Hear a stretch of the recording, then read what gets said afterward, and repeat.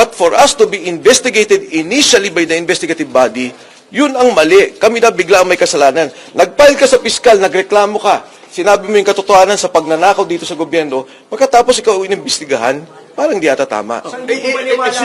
Hindi po tama ito.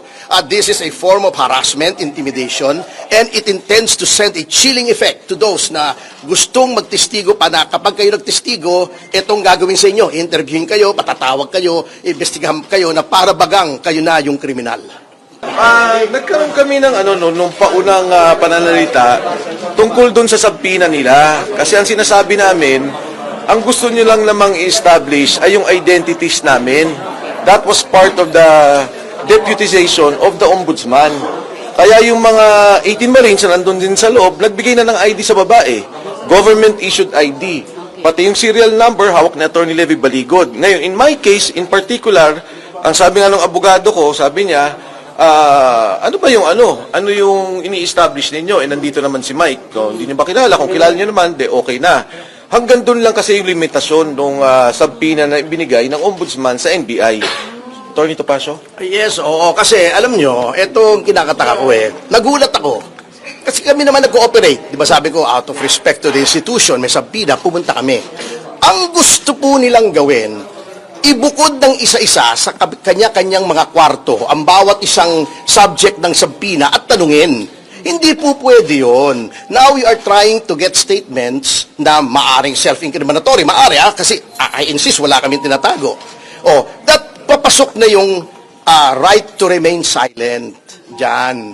Kasi, with respect to the Marines, ayoko naman pangunahan si Atty. Baligod. Pero yung sinasabi nila, with all due respect to our NBI friends, na hindi daw custodial interrogation yon, titignan daw nila yung credibility. Kung sabihin nila hindi credible, is that not a crime of perjury na sasabihin nila? Di ba? Kaya very suspicious po ito and very alarming itong ginagawa nila. Na isasabina nila, i-interviewin nila isa-isa. Alam naman nila, isa lang ang abogado ng 18. Sabi ko nga sa kanila, ano bang partisipasyon ng aking kliyente? He was not mentioned in the subpoena. Hindi naman siya inireklamo. Sabi ko, kung talagang gusto nyo mag-imbestiga, bakit hindi nyo ipatawag? Yung itinuturo, ba't yung nagtuturo ang ipinatatawag nyo? At i-interview nyo isa-isa para bang sila gumawa ng krimen? Hindi po tama ito. This is a form of harassment, intimidation, and it intends to send a chilling effect to those na gustong magtestigo pa na kapag kayo nagtestigo, itong gagawin sa inyo. Interviewin kayo, patatawag kayo, imbestigahan kayo na para bagang kayo na yung kriminal. Ang assertion ko kanina, ang sinasabi ko sa kanila, of course, sinasabi nga namin yung NBI ay isang respetadong institusyon at kami nananalig sa NBI. Pero ang tanong ko, kung ini-establish lang yung identity ng mga tao, de-establish nila. Kasi kung tatanungin nila yung mga tao, sabi nila kasi hindi, may karapatan kaming imbestigahan yung iba pang labas doon sa deputization. Sabi ko nga, intent crime to Wala namang kaso itong mga taong to. Now, if you insist that there is a crime, dapat imbestigahan yung tinuturo nila sa affidavit dahil yun yung krimen. Di ba dalawa yung investigasyon na ginawa ng NBI dati, yung Napoles case at saka yung PhilHealth scam.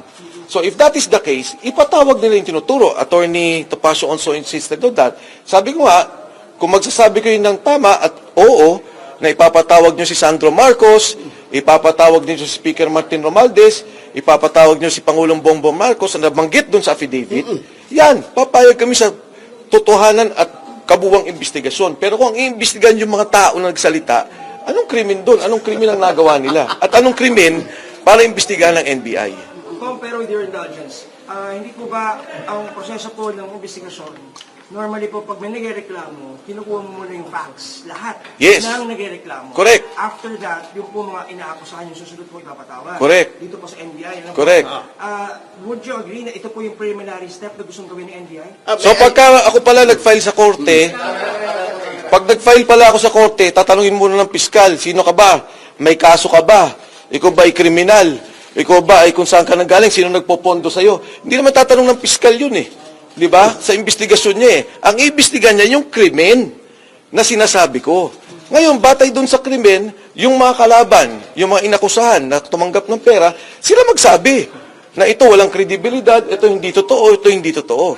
But for us to be investigated initially by the investigative body, Yun ang mali. Kami na bigla ang may kasalanan. Nag-file ka sa piskal, nagreklamo ka. Sinabi mo yung katotohanan sa pagnanakaw dito sa gobyerno, pagkatapos ikaw inimbestigahan, parang di ata tama. Excuse me lang, sasagutin ko si John, from a legal standpoint. Ganito po yung sinasabi mong proseso, no? Ganito yung sinasabi mong proseso kasi. You file a complaint. Nag-aalig ka ng mga krimen doon. Since that is an affidavit, meaning to say it is under oath, at nung isang araw pumunta rito yung notaryo at napatunayan niya, siya ay tunay na abogado, siya ay notaryo at humarap sa kanya yung 18 na mga nagsagawa ng affidavit. That entitles the affidavit to full faith and credit upon its face. Ano pong ibig sabihin yan? Kung walang kontra dyan, yan na ang totoo. Sino ang dapat kumontra dyan? Yun bang piskal o yung NBI? Hindi po. Yung binabanggit. Tama. Ikaw ang magdefensa. Ikaw ang magsabi, bakit hindi totoo itong sinasabi? Ito ay hindi totoo. Ito kasinungalingan. Ito, walang katotohanan nito. Bakit sila ang nag-establish kung meron o walang katotohanan?